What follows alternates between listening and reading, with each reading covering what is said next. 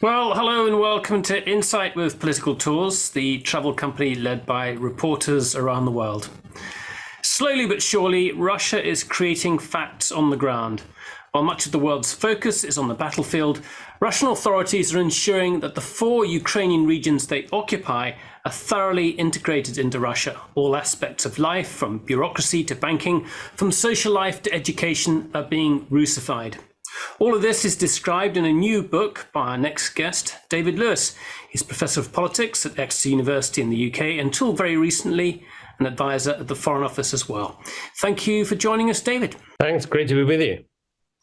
Where are you now? Because I think that's interesting. What are you doing there? I'm actually in San Francisco. I'm at the International Studies Association conference, which is a huge jamboree of academics, journalists, and policy watchers, and I'll also be talking about Ukraine and Russia here as well. Okay, and I suppose the big buzz is the lack of, or fear of lack of US support if Trump becomes president. Yes, all eyes on US politics these days, whatever you're looking at around the world, but particularly in Ukraine, where obviously the reliance on American aid has been huge, and just huge concerns about position of parts of the Republican Party on their attitude towards Russia and their attitude towards Ukraine as well. Yeah, well, I'd love to come back to that later on in the conversation in terms of how much Europe can step up to the plate and what can be done if that scenario does play out. Your book has yet to come out. I think it's out this September or in the autumn. But you wrote recently an article for Foreign Affairs which lays out in some detail some of the measures being undertaken by Moscow, and I'd actually like to go through them bit by bit in quite a bit of detail. But first of all, can we state the obvious? I'm going to bring up a map here. Which oblasts, which regions are we talking about? Some of them have actually been occupied since 2014, so I think there's a distinction to be made there. Let me just bring up that map while we're doing that. So here we go. Yeah, this is from the BBC. It doesn't say which of the oblasts are, but perhaps you could say that for us. Yeah, so there's quite a complicated sort of sequencing here that you've got to bear in mind. So not everything began in 2022.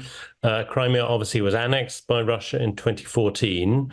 So at that point, according to the Russians, that became part of the Russian Federation, obviously not recognized by pretty much anyone else in the world. And at the same time in 2014, they also took parts of the so-called Donbass. That's what Russia calls the Donetsk People's Republic and the Luhansk People's Republic. And they're not marked on this map, but if you look essentially to the east of Bakhmut, Avdiivka, and down towards Mariupol. Mariupol was under Ukrainian control, now obviously under Russian control. Those are the areas that Russia was controlling beforehand. So roughly on the eve of the war, Russia controlled about 7% of Ukrainian territory. Then obviously they launched a full-scale invasion.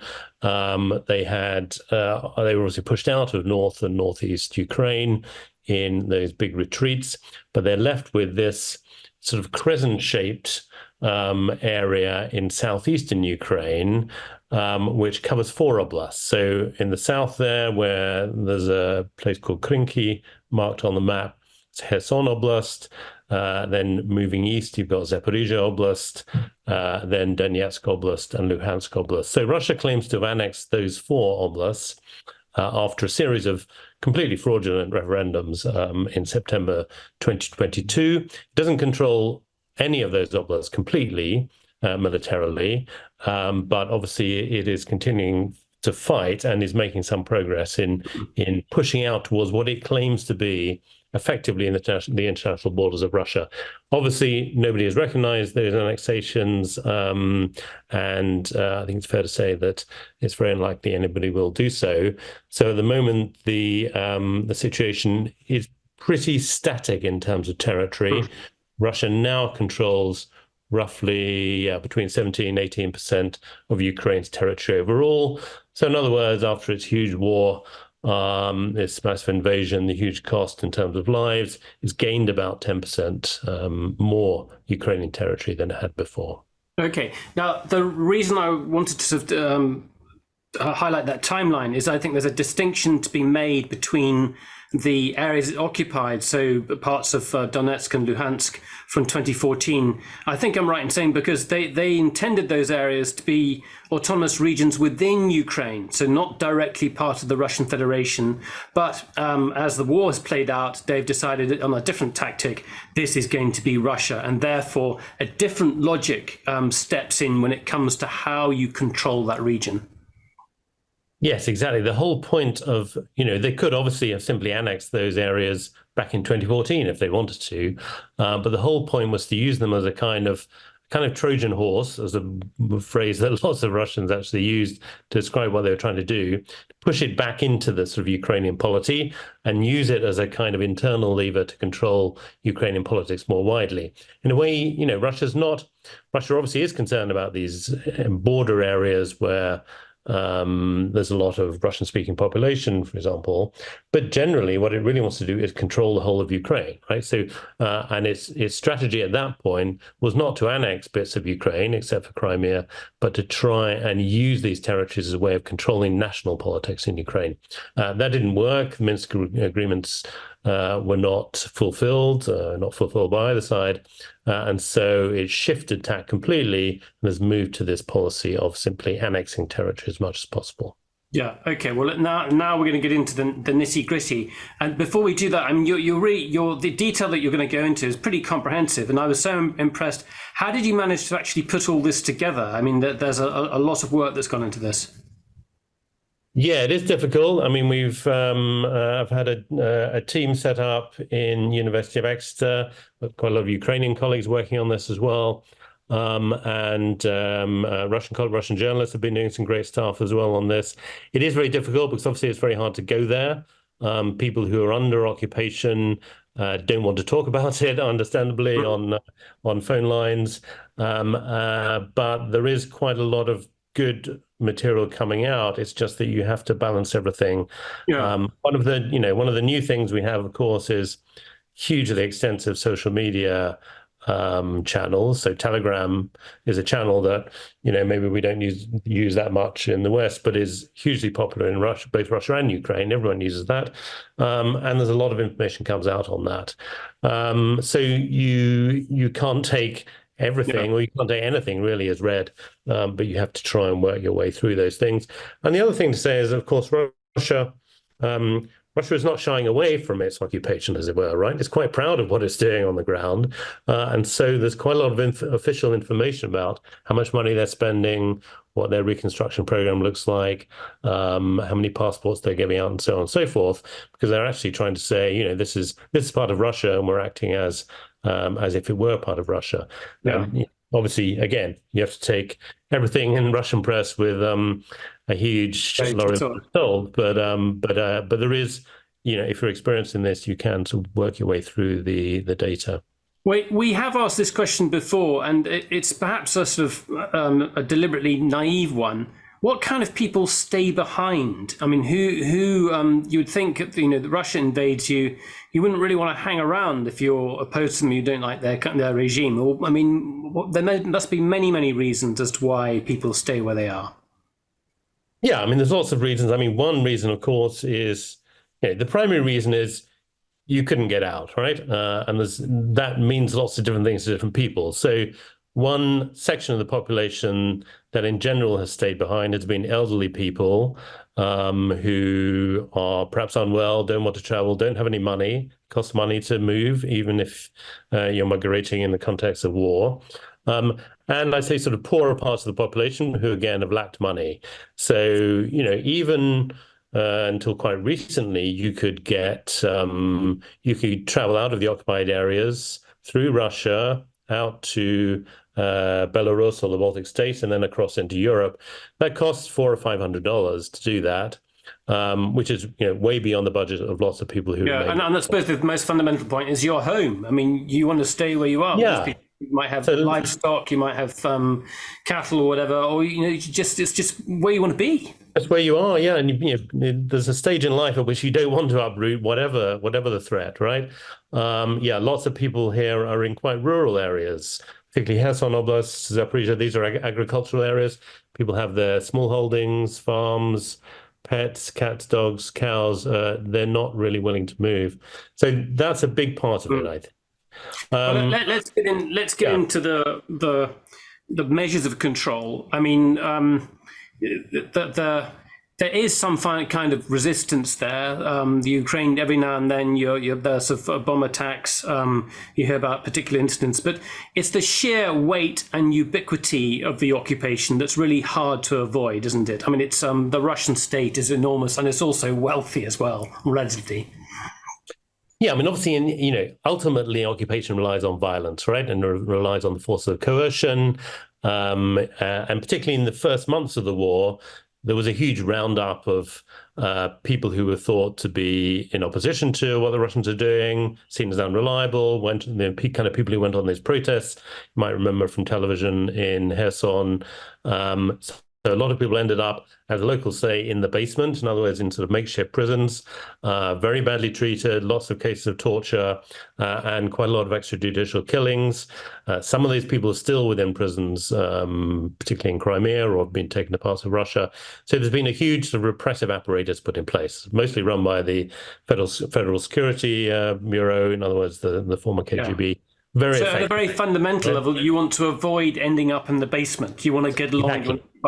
Yeah. So this is the whole, it's all about survival, right? Once you're in, whatever your political views, you want to avoid that very grim fate of ending up in the Russian prison system. So that's the sort of basic level of control. But the Russians also understand that, you can't have a completely repressive system with nothing else. They've got lots of other levers of influence. So, for example, they've got economics. Right from the beginning, they used humanitarian aid as a way to control the population. Then later on, they've put in place more generous pension schemes, for example, than you might have had in Ukraine. Quite an extensive welfare system that Russia offers, particularly to families, people with children. That's all quite a good incentive for, should we say, people who don't have many other options in terms of income, and also perhaps are not particularly political, right? They don't have particularly strong affiliation either to Russia or Ukraine. They would be happy if none of this had happened, I'm sure, but nevertheless, they're not sort of dyed in the walls, the kind of people who will join the Ukrainian resistance. And at a very basic level, you need to fit into a state bureaucracy. And that the very first step that involves actually accepting a Russian passport, Russian identity, and basically accepting the state. Yeah, I think the Russian, what you might call sort of bureaucratic occupation, sort of administration of the occupied territories, has been quite remarkable in a way. So in other words, once the soldiers have done their work, the bureaucrats have taken over. That means, basically forcing everyone to take up a Russian passport. Just around 90%, according to the figures we've seen. And the way to do that is that, you don't get any welfare payments if you haven't got a passport. You can't get a bank account. You can't run your business. In some cases, you can't even get access to public health or hospitals. So in other words, the whole of life relies on you getting this document. But that document itself sort of shows that you're complying, right, with the regime. And then all the paperwork that just goes along with being a citizen of a state that comes along with that. So people are sort of forced to accommodate, even if they don't want to, and to sort of take on this Russian identity, even if, at heart, they still see themselves as Ukrainian. Yeah, I thought you talk about schooling and teachers, and I thought this was highly informative. You might think if you go to work in a factory, it's going to have, if you go to work in a bank, whatever, it perhaps has less long-term effect. A bureaucrat or somebody working in admin, they have to do their job and that has to be there, come what may.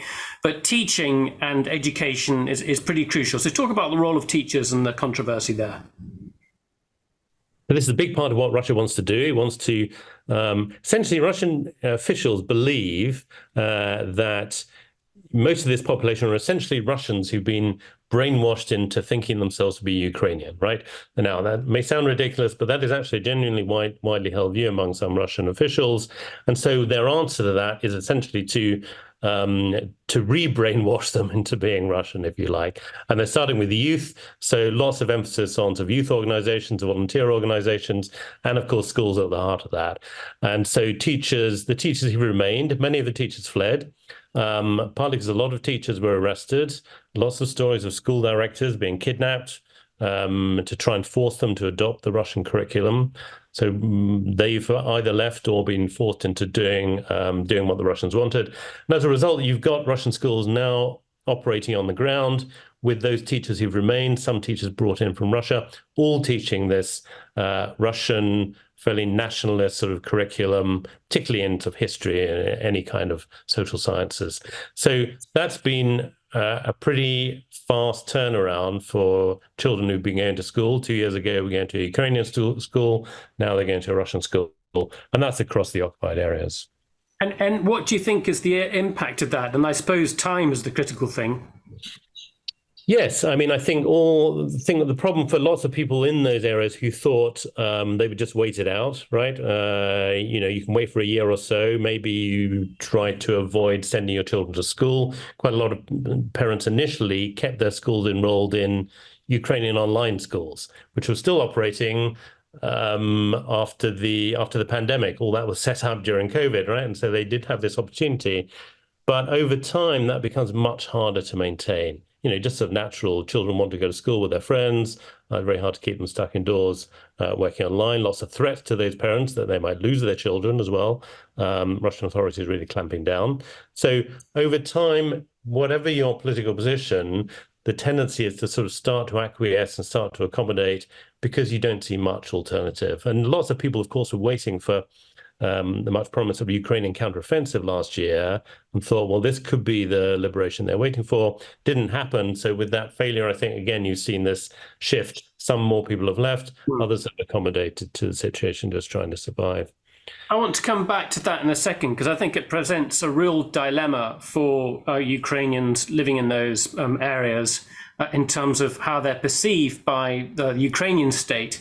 And I know there are laws in place that make the cooperation, teaching the curriculum illegal under Ukrainian law. So I want to come back to that in a second, because I think that comes on to a different part of the debate in terms of how Ukraine manages this. It doesn't run those territories, but it's got to come up with a policy of somehow to adapt to it. So I'll come back to that in a second. Can you just talk a bit about broadcasting, freedom of information, and also what the messaging is that Russia is putting throughout to the population? I presume they present themselves as liberators, and that all those people left behind there are lucky to be freed from the Nazi regime in Kiev. Yes, that's about it. The propaganda is not particularly subtle. There's not much sort of hearts and minds stuff going on in that sense. But Russia's right from the very beginning. The first few days, Russians would go into a town, seize the television tower immediately, switch off all the Ukrainian programming, and get people watching Russian TV. That's been their main priority for a long time. They took over internet providers. So again, all the restrictions you have on the Russian internet are now exported into these occupied territories. So it's much harder for people to watch Ukrainian news shows. Russia's set up a whole load of local channels, local newspapers. This is something Russia's very good at, is this media production and media manipulation. They found some local journalists, but also obviously shipped in lots of people from Russia itself. So that's been a kind of saturation of the information environment by Russia. The other thing I mentioned, Telegram, a lot of Telegram channels set up, again, largely backed by either the Russian military or the security services or this sort of group around the Russian presidential administration that manages domestic politics and manages the media. So that has been the apparatus, and then they've just been pushing these messages of. The main one has really been that Russia isn't going anywhere, right? Russia's staying, and therefore, there's no point resisting. You might as well just get with the program, be happy about what's going on, or at least not resist, because resistance is, there are VPNs. You can get away around the system, and if you want to get access to Ukrainian information. But I guess even then, as time goes on, the utility of that must be. The Ukrainian broadcast service doesn't have journalists in any of those oblasts or in those areas. I think there's a couple of problems. One is that The internet is always a bit patchy there, so VPNs don't always work. Russia's also clamping down on VPNs, so it can be, if you're an average sort of citizen, spending a lot of time on that is probably not what you want necessarily. You can get quite a lot of Ukrainian news on Telegram anyway. The problem actually, I think, is a bit deeper, that the Ukrainian media environment itself has also declined in its sort of pluralism.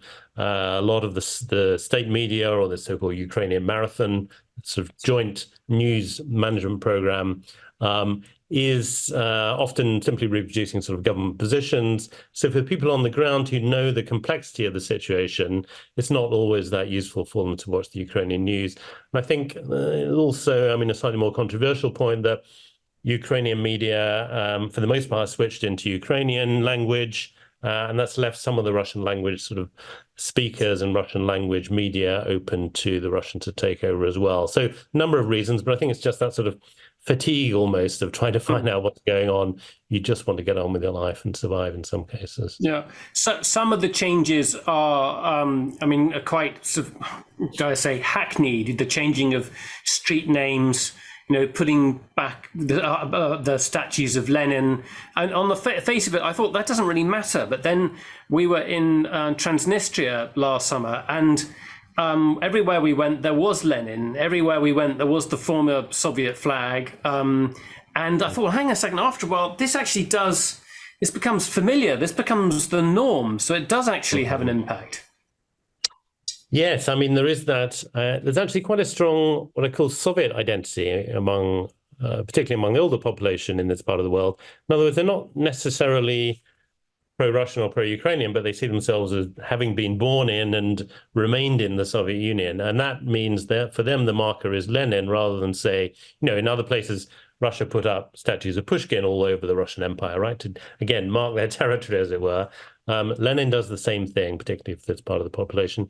And it's also a sort of sense of trying to go back to an era when people in the Donbass, for example, often look back on the Soviet era as an era of plenty, of peace, this kind of slightly false nostalgia that you often come across in these sort of places. But at the same time, I presume they're ripping down the monuments to the famine in which millions of Ukrainians died. You get the sudden transformation. You should say this in the context of 2015, 2016. You remember that period when they pulled down all Lenin monuments right across Ukraine, so in this decommunization process. So this is kind of decommunization process in which Russia is reasserting. So you've now got, you've got Karl Marx Street back, you've got Lenin Square back in Mariupol.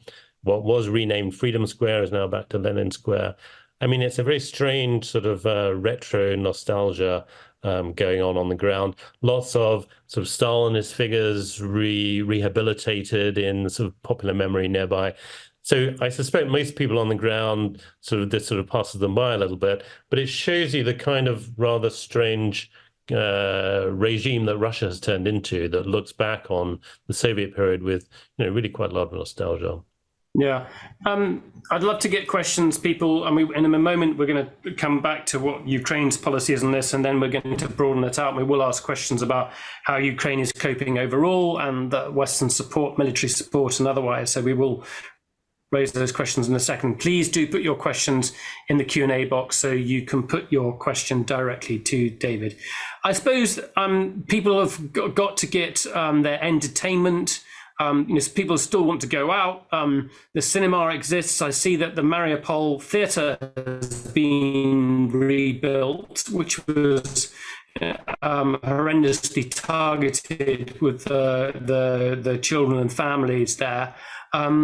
And far from that, you'll still want to go out and with your friends and listen to the radio and all that kind of stuff.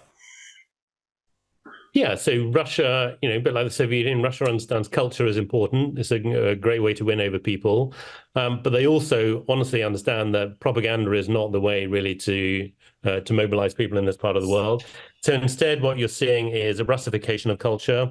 So a big program to reopen cinemas, for example, get people going to see Russian films, right? Or at least Russian language films, as opposed to Ukrainian films. The Russian drama theater you mentioned, which had been a sort of area of lots of controversy before the war, with a sort of Ukrainianization of theatre going on, is now back obviously as a Russian theatre. They're still rebuilding the actual building, but they're performing in a nearby building. So again, Russia's trying to reintroduce not sort of particularly political events. The drama theatre has been doing rather banal Chekhov comedies and this kind of stuff. But in other words, appealing to people's idea of sort of traditional Russian film, cinema, theatre, things that people are familiar with, rather than trying to push too much politics. Politics is there, but you just want a family-friendly comedy on a Friday night, right? You mentioned one film, Surf 2 was a hit, but Witness, which was a propaganda film about the war, was not. Yeah, so Russia's been putting a lot of money into these propaganda films inside Russia, patriotic films about, Russian heroes go to the Donbass to defend the people against wicked Americans or Ukrainian nationalists. And they're all a complete flop in Russia. Nobody wants to watch this stuff. And particularly nobody in Mariupol wants to watch a bad Russian movie. These are not even well produced. A bad Russian movie about, fighting in the Donbass. You want to get away from that. So things like these comedies, Surf 2, these are kind of just family-friendly comedies are the kind of thing that people will go to. And that's quite effective, I think, is to try and sort of normalize the occupation. So in other words, you sort of stop thinking about politics, stop thinking about resistance, just go into your sort of 9 to 5 job, have a nice evening out at, restaurants have opened up again, bars and so forth. And that's, again, a way to say Russia's here to stay. This is not going to change. Just acquiesce. And, life, frankly, won't be too bad is what they're trying to tell people, I think. I remember, I'm struck by, there's an advert in Moscow shown recently here, which I think it says, Russia has no borders. In other words, the empire's where we want it to be. Last year we were in Helsinki, and I went through, had a really informative walk through a cemetery there, which had Tatars with Ottoman Islamic graves, plenty of Russian names. And it was a reminder that the Russian bureaucracy and Russian middle class was there during the 19th century. Similarly, Transnistria, Moldova. Moldova's population, if you go to the key main cities, they're basically mainly Russian speaking. The middle class there, Russian speaking. The nomenclatura, while Moldova's a majority Romanian state, is essentially Russian. So in a way, this Russification, this idea of taking people from other parts of the empire and planting them there on Terra Nova is not new in any way at all. No, and of course, this part of the world, what was once called New Russia, under Catherine the Great, was also an area, it was designed to sort of compete with the New World, right? An area in which you'd have lots of immigration, show the Russian Empire was a modern empire. And this was a great area of settlement for Jewish communities. Mariupol itself had a big Greek community. This is a very multinational part of the empire. And even now, the people going to rebuild Mariupol are all, most of them are Uzbeks, Tajiks, people from across the former empire, if you like, the former Soviet Union. Chechens obviously were fighting there, lots of people from the Caucasus. So rather than think of this simply as a sort of Russian ethnic expansionist policy, there's really genuinely imperial policy in the sense of it's a multinational imperialism. Everyone who at least is loyal to the idea of what Putin thinks a Russian should be like is part of this experience. So it's much more complex than just saying this is a Russian nationalist, a narrow Russian ethnic nationalist campaign. It is a sort of revival of imperialism in that sense. I want to come back to that question now about how Ukraine should deal with this.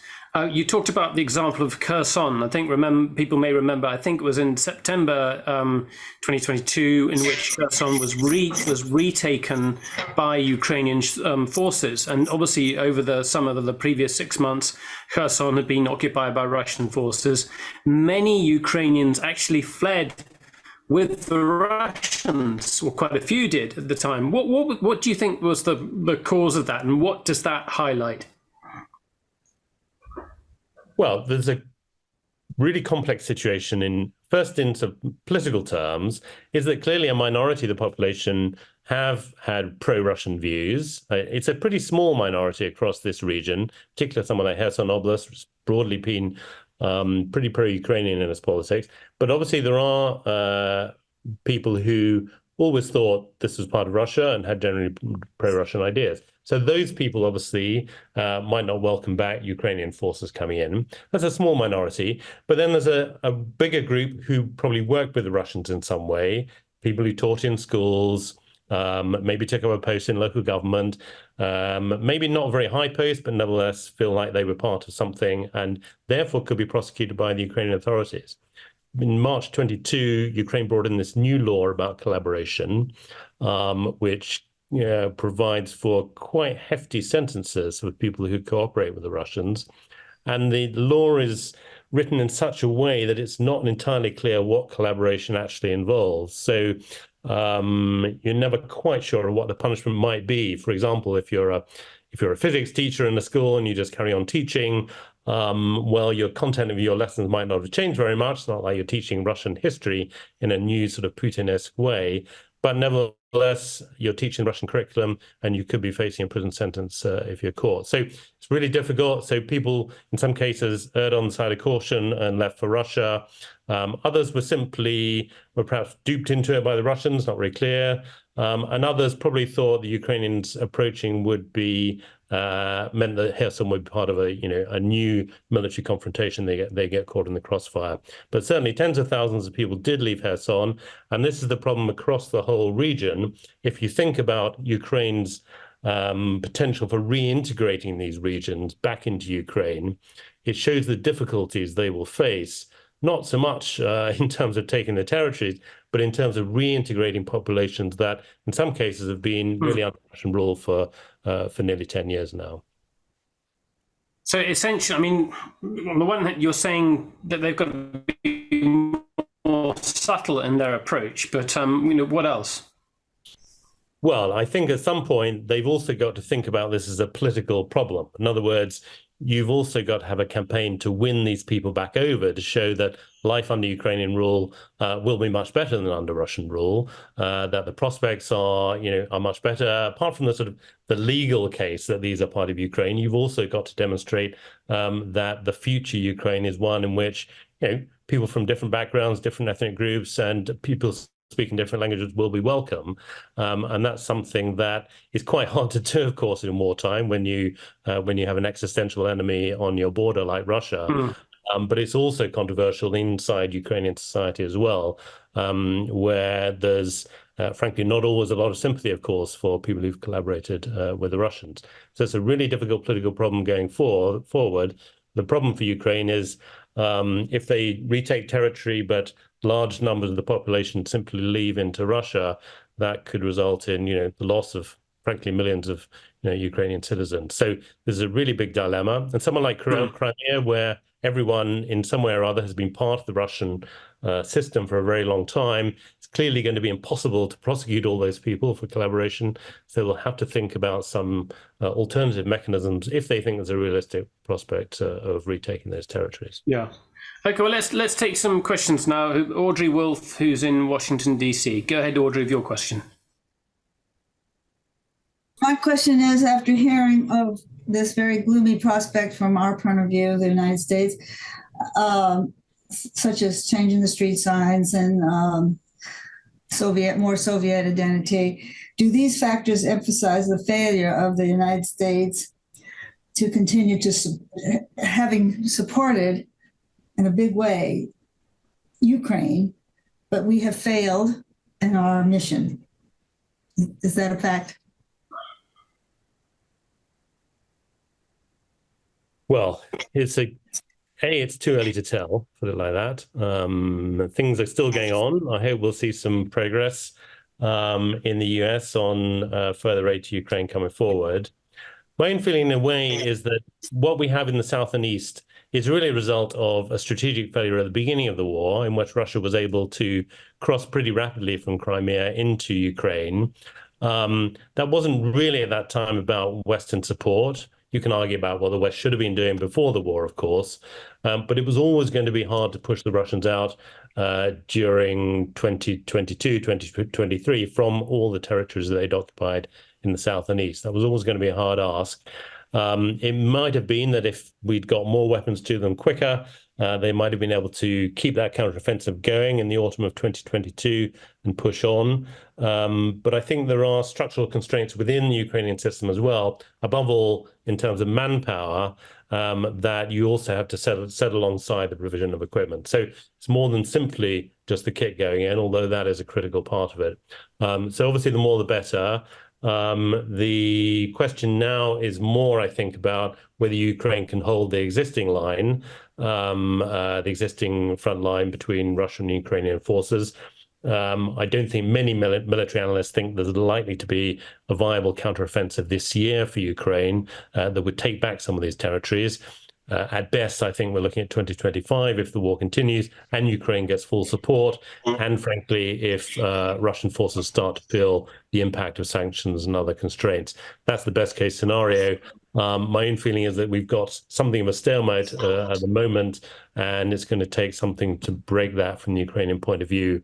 And that's going to be quite difficult to find, I think. So, David, just picking up that last point, the Russian economy is doing really well. It does seem as though sanctions aren't having much of an impact, and that Russia seems to have found some, pretty reliable partners and is sourcing what it needs from elsewhere. So that doesn't seem to change. I mean, with on the sort of the military front, is there any, if Ukraine was to get the arms it wanted, does it have the capacity to use them? I think there's two problems. One is, does it have the capacity to use them in an offensive? I think at the moment, no. Russia simply has too much mass. It's built up these fortifications that have been very effective. And actually, the momentum is the other way around. Otherwise, Russia is moving forward, and it's Ukraine that's having to build up fortifications very quickly. So the weapons at the moment, I think, going in are required to defend Ukrainian positions rather than with the hope of any kind of counteroffensive going forward, at least for the next foreseeable future. So I don't think we're going to see that change. The other big problem for Ukraine is mobilization. They've got a law still being discussed, but the real problem is that it's becoming harder and harder to mobilize young men to fight on the Ukrainian side. Lots of both military and political reasons for that. But unless you can get the manpower together, then the supply of equipment is, secondary to having the personnel to actually use it, right? And I think that is a big problem. And part of that is simply a problem also about Ukrainian strategy. How do you sort of mobilize people sort of psychologically to fight? I think that also requires some slightly new rethinking in Kiev that I don't see at the moment. But yes, we could certainly be doing more in the West, I think, and this sort of fatigue in the West is problematic. But it's not all about, it's not all about Western agency. It's also about the politics of Ukraine. No, okay. Good. We've got a question from Sheila de Belague, following up on one of the points we made during the discussion earlier. Sheila, go ahead with your question. Just need to. There you go. Yeah. Hello. Sort of two-part question, really, unrelated. Firstly, what's happened about those children reported to have been taken away by Russia, Ukrainian children? And secondly, although perhaps one shouldn't push too hard comparisons with occupied France in the Second World War, is there any form of resistance in the Russian occupied territories? Yes. Well, there's no reason why you shouldn't make comparisons with occupied France, because lots of Ukrainians working on these kind of topics have been reading about occupations in World War II, obviously. And there is a resistance movement. There's different types of resistance. One is a kind of non-violent movement. There's a group called Yellow Ribbon Movement, which has been mounting some non-violent symbolic campaigns. But there's also an armed resistance, which is largely run by the Ukrainian military, by the Ukrainian intelligence services, which is targeting what they consider to be collaborators, Russian officials, military targets, and so forth. These are the kind of car bombs that hit deputy governors and so on and so forth. And that has been quite effective, but not so effective, should we say, that it's dissuaded many people from actually joining the Russians. So that is going on. Whether it's abating or increasing is quite hard to say. obviously the Russians are really pretty effective at counterinsurgency, lots of experience in Chechnya, Syria, and elsewhere. So I expect they'll be able to contain this kind of resistance, but it will go on and it will have some kind of impact on the ground. Your first question, the children, yes, is lots of very tragic stories here. It's a complicated story. There's lots of different categories of children. Some of them have returned. Those children who went to summer camp in Crimea and then were stranded on the other side of the line, and the Russians were unwilling to send them back. Most of those have returned. Others have required parents to actually go and pick them up in Russia. That's much more difficult now because going back and forth between Russia and Ukraine has become extremely difficult. And then there's groups that we don't know much about. So something around 4,000 orphans who were taken from Ukrainian orphanages. Many of those are reported to have been taken from Russia. Some of them may be back in their orphanages in occupied Ukraine. It's quite hard to track these people. And the Russians have been pretty uncooperative in working with international organizations and NGOs on this. So unfortunately, there's still a lot of work to be done on trying to bring people back. There have been some negotiations, some kind of channels. The Qataris and others have been involved in mediating this process. But it's going to be quite a long and drawn-out process, partly because the Russians simply don't accept the premise of the objections of the international community and believe that, of course, these children are essentially Russians that they need to look after, rather than the fact, which is that they're breaking international law by forcibly deporting these children. And that was the first indictment from the ICC for the deportation or removal of those children, and that the Russian it had been a Russian policy, so it was very easy to pinpoint. The ministers have spoken about it quite clearly. And I guess the other amongst, and sometimes the laws of war can be quite difficult to pin down because many of the questions are about intent. Did they intend to hit this target? Did they intend to? You have to go through lots of complex things. But the movement of population is a very clear one, and bringing in Russians to settle in those oblasts or removing people from those oblasts is a clear breach of the laws of war. Yes, absolutely. And there have also been cases of, forced deportation in the most literal sense of people being marched to the border and simply expelled from the occupied territories. Others have obviously had to leave during the fighting, also forms of forced deportation. Quite a lot of those went to Russia and remained in Russia. Some of them have returned. There have been quite a lot of returns to parts of the occupied territories. So it is a complicated story, but in general, the violations of international law are pretty clear. I mean, also on the economic side, there's very clear laws going back, almost to the beginning of the history of warfare against plunder that are there in the Geneva Conventions and elsewhere. And I think the whole economic side of the Russian occupation has also been quite egregious. Lots of essentially theft of assets and theft of businesses. That also almost certainly could be potential war crimes as well. Okay. We've got a very good question from Hilary Matthews, but puts the cat among the pigeons, so to speak. Hilary, go ahead with your question. Yes, hello. I've very recently, I'm sure you've all read it a very long time ago, read Philip Sands' East-West Street.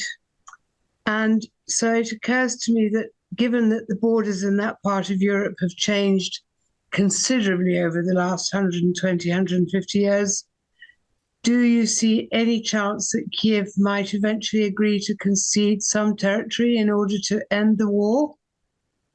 Perhaps that's naive, but how else do you see things progressing? Yeah, I mean, I think at the moment it looks very unlikely that there could be some formal recognition of the cession of territory. I mean, there have been various ideas put around, even in those first sort of negotiations that happened in the first couple of months of the war. You might remember that meeting in Istanbul and some negotiations before that. There was talk, for example, of sort of an acceptance that Crimea would be somewhere that Ukraine didn't, as it were, campaign to get back for the next 10 years or so. There began a moratorium on Ukrainian claims. But these are all sort of ways of trying to manage the de facto occupation without accepting it legally. I think politically it's impossible for Ukraine at the moment, the current Ukrainian leadership, to accept any kind of secession or any kind of formal recognition of Russian claims. I think further on down the line, there is perhaps the potential for some kind of de facto acceptance of a front line, which would be increasingly sort of institutionalized and managed between the two sides. There's also the possibility of some kind of sort of Minsk III, if you like, in which there's some negotiation over the front line. But I think it's very unlikely that this government or a foreseeable government would accept the legal claim of Russia to those territories. And of course, I'm pretty sure that most of Ukraine's backers would also not recognize that change in borders. So at the moment, the sort of norm against border changes is very strong internationally. And the politics against any change of borders is really strong inside Ukraine. That doesn't mean that there won't be some kind of de facto, rather murkier deal, but I think any kind of legal change is very unlikely at the moment. We're off to Cyprus in a few weeks' time.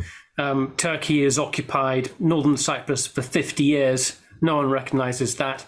The precedents for countries occupying large swathes of the territories without being recognized. Israel occupies the West Bank, it controls Gaza.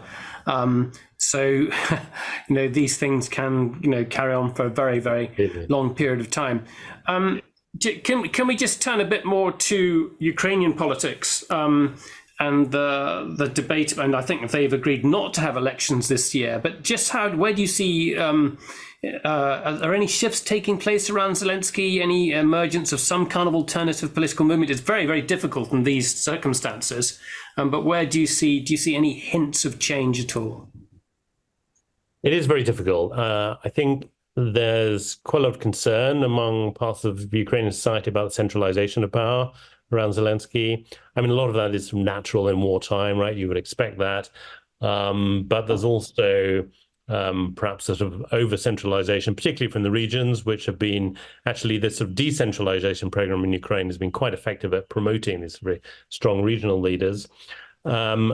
So I think there are concerns around how much power is now accrued in the presidential office, and trying to recalibrate that so that other institutions like Parliament, like the courts, are sort of back in play, I think is on quite a few people's minds. And that is sort of intensified by the question of legitimacy if they are not able to hold elections, this year and then maybe next year. It's not really clear at what point does it become imperative to hold elections to maintain the sort of institutional viability of Ukraine as a democracy.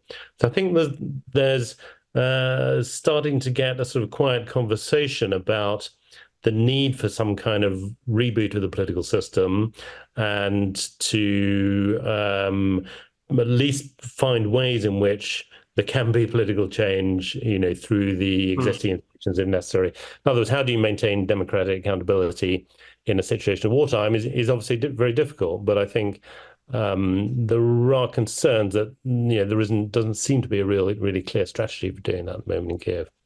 So, David, I have to ask this question before we wrap up, which is in January 2020 and 2025.